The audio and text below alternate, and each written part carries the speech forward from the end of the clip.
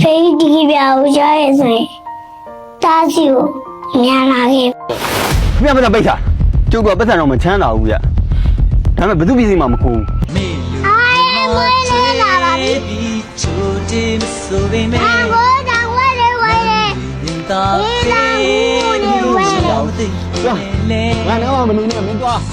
လိုက်သွားကျွန်တော်မျက်လုံးနဲ့မကြရင်꿰တော့မှာဆရာမသူတို့ကမျက်ရည်ကြမှာထမင်းစားမယ်လို့ဘယ်တော့မှမလုံးနဲ့ကြားလာတာ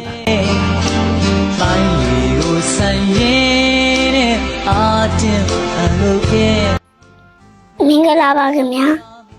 တဒါခူးယူပြမယ်ကြပြလေးရတော့အဖေကြပြလေးပဲဖြစ်ပါခင်ဗျာအဖေဒီကြပြလေးကိုကြားရဆိုရင်